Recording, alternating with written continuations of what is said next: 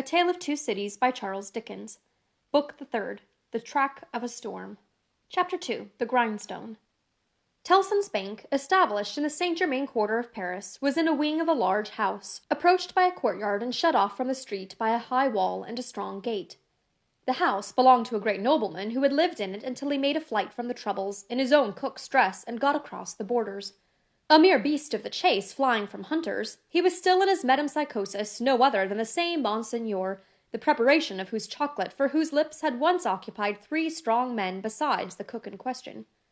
Monseigneur gone, and the 3 strong men absolving themselves from the sin of having drawn his high wages, by being more than ready and willing to cut his throat on the altar of the dawning republic one and indivisible of liberty, equality, fraternity, or death, Monseigneur's house had been first sequestrated and then confiscated. For all things moved so fast, and decree followed decree with that fierce precipitation, that now upon the 3rd night of the autumn month of September, patriot emissaries of the law were in possession of Monseigneur's house, and had marked it with the tricolour, and were drinking brandy in its state apartments. A place of business in London, like Tellson's place of business in Paris, would soon have driven the house out of its mind and into the Gazette. For what would staid British responsibility and respectability have said to orange trees and boxes in a bank courtyard, and even to a Cupid over the counter? Yet such things were. Tellson's had whitewashed the Cupid, but he was still to be seen on the ceiling, in the coolest linen, aiming, as he very often does, at money from morning to night. Bankruptcy must inevitably have come of this young pagan in Lombard Street, London, and also of a curtained alcove in the rear of the immortal boy, and also of a looking-glass let into the wall, and also of clerks, not at all old, who danced in public on the slightest provocation. Yet a French Tellson's could get on with these things exceedingly well, and, as long as the times held together, no man had taken fright at them, and drawn out his money. What money would be drawn out of Tellson's henceforth, and what would lie there, lost and forgotten? What plate and jewels would tarnish in Tellson's hiding-places, while the depositors rusted in prisons, and when they should have violently perished? How many accounts with Tellson's, never to be balanced in this world, must be carried over into the next? No man could have said that night, any more than Mr. Jarvis Lorry could, though he thought heavily of these questions. He sat by a newly lighted wood fire. The blighted and unfruitful year was prematurely cold, and on his honest and courageous face there was a deeper shade than the pendant lamp could throw, or any object in the room distortedly reflect, a shade of horror.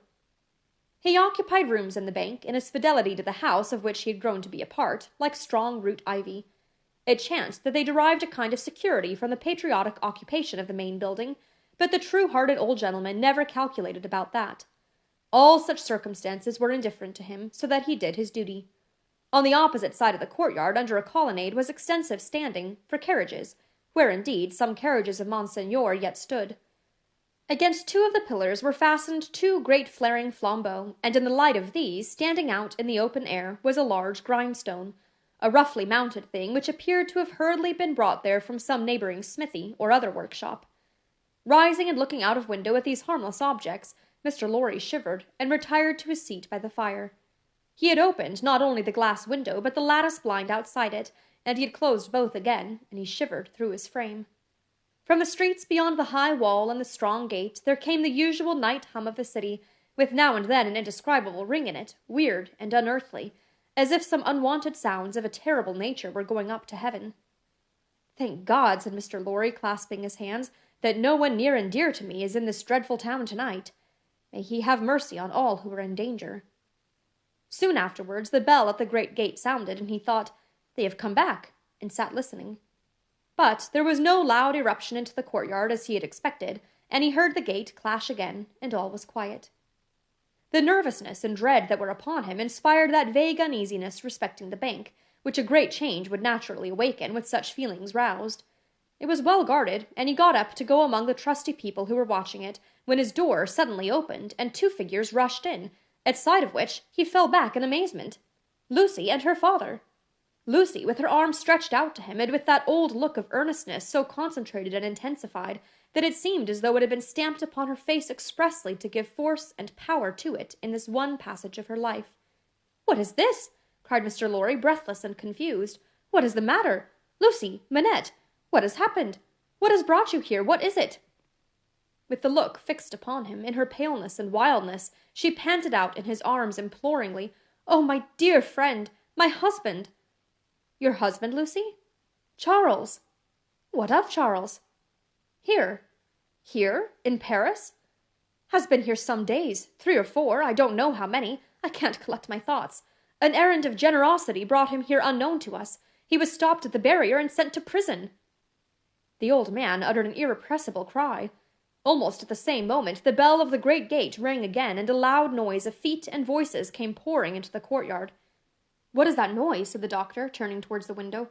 "Don't look," cried Mr. Lorry. "Don't look out. Manette, for your life, don't touch the blind." The doctor turned, with his hand upon the fastening of the window, and said with a cool, bold smile, "My dear friend, I have a charmed life in this city. I have been a Bastille prisoner. There is no patriot in Paris. In Paris? In France, who, knowing me to have been a prisoner in the Bastille, would touch me, except to overwhelm me with embraces, or carry me in triumph. My old pain has given me a power that has brought us through the barrier, and gained us news of Charles there, and brought us here. I knew it would be so. I knew I could help Charles out of all danger. I told Lucy so. What is that noise?" His hand was again upon the window. "Don't look," cried Mr. Lorry, absolutely desperate. "No, Lucy, my dear, nor you." He got his arm round her, and held her. "Don't be so terrified, my love. I solemnly swear to you that I know of no harm having happened to Charles, that I had no suspicion even of his being in this fatal place. What prison is he in?" "La Force." "La Force! Lucy, my child, if ever you were brave and serviceable in your life, and you were always both, you will compose yourself now to do exactly as I bid you, for more depends upon it than you can think, or I can say. There is no help for you in any action on your part tonight. You cannot possibly stir out. I say this because what I must bid you to do for Charles's sake is the hardest thing to do of all. You must instantly be obedient, still, and quiet. You must let me put you in a room at the back here. You must leave your father and me alone for 2 minutes, and as there are life and death in the world, you must not delay." "I will be submissive to you. I see in your face that you know I can do nothing else than this. I know you are true." The old man kissed her, and hurried her into his room, and turned the key. Then came hurrying back to the doctor, and opened the window, and partly opened the blind, and put his hand upon the doctor's arm, and looked out with him into the courtyard. Looked out upon a throng of men and women, not enough in number, or near enough to fill the courtyard, not more than 40 or 50 in all. The people in possession of the house had let them in at the gate, and they had rushed in to work at the grindstone. It had evidently been set up there for their purpose, as in a convenient and retired spot. But such awful workers, and such awful work. The grindstone had a double handle, and turning at it madly were 2 men, whose faces, as their long hair flapped back when the whirlings of the grindstone brought their faces up, were more horrible and cruel than the visages of the wildest savages in their most barbarous disguise. False eyebrows and false mustaches were stuck upon them, and their hideous countenances were all bloody and sweaty, and all awry with howling, and all staring and glaring with beastly excitement and want of sleep. As these ruffians turned and turned, their matted locks now flung forward over their eyes, now flung backward over their necks, some women held wine to their mouths that they might drink, and what with dropping blood, and what with dropping wine, and what with the stream of sparks struck out of the stone, all their wicked atmosphere seemed gore and fire. The eye could not detect one creature in the group free from the smear of blood. Shouldering one another to get next to the sharpening stone were men stripped to the waist, with the stain all over their limbs and bodies, men in all sorts of rags, with the stain upon those rags, men devilishly set off with spoils of women's lace and silk and ribbon, with the stain dyeing those trifles through and through. Hatchets, knives, bayonets, swords, all brought to be sharpened, were all red with it. Some of the hacked swords were tied to the wrists of those who carried them, with strips of linen and fragments of dress, ligatures various in kind, but all deep of the one color. And as the frantic wielders of these weapons snatched them from the stream of sparks and tore away into the streets, the same red hue was red in their frenzied eyes, eyes which any brutalized beholder would have given 20 years of life to petrify with the well-directed gun. All this was seen in a moment, as the vision of a drowning man, or of any human creature at any very great pass could see a world if it were there. They drew back from the window, and the doctor looked for explanation in his friend's ashy face. "They are," Mr. Lorry whispered the words, glancing fearfully round at the locked room, "murdering the prisoners. If you are sure of what you say, if you really have the power you think you have, as I believe you have, make yourself known to these devils, and get taken to La Force. It may be too late, I don't know. but let it not be a minute later. Dr. Manette pressed his hand, hastened bareheaded out of the room, and was in the courtyard when Mr. Lorry regained the blind. His streaming white hair, his remarkable face, and the impetuous confidence of his manner as he put the weapons aside like water, carried him in an instant to the heart of the concourse at the stone. For a few moments there was a pause, and a hurry, and a murmur, and the unintelligible sound of his voice. And then Mr. Lorry saw him, surrounded by all, and in the midst of a line of 20 men long, all linked, shoulder to shoulder, and hand to shoulder, hurried out with cries of, "Live the Bastille prisoner! Help for the Bastille prisoner's kindred in La Force! Room for the Bastille prisoner in front there! Save the prisoner Evrémonde at La Force!" and 1,000 answering shouts. He closed the lattice again, with a fluttering heart, closed the window and the curtain, hastened to Lucy and told her that her father was assisted by the people and gone in search of her husband. He found her child and Miss Pross with her, but it never occurred to him to be surprised by their appearance until a long time afterwards, when he sat watching them in such quiet as the night knew. Lucy had, by that time, fallen into a stupor on the floor at his feet, clinging to his hand. Miss Pross had laid the child down on his own bed, and her head had gradually fallen on the pillow beside her pretty charge. Oh, the long, long night, with the moans of the poor wife! And oh, the long, long night, with no return of her father, and no tidings! Twice more in the darkness the bell at the great gate sounded, and the eruption was repeated, and the grindstone whirled and spluttered. "What is it?" cried Lucy, affrighted. "Hush! The soldiers' swords are sharpened there," said Mr. Lorry.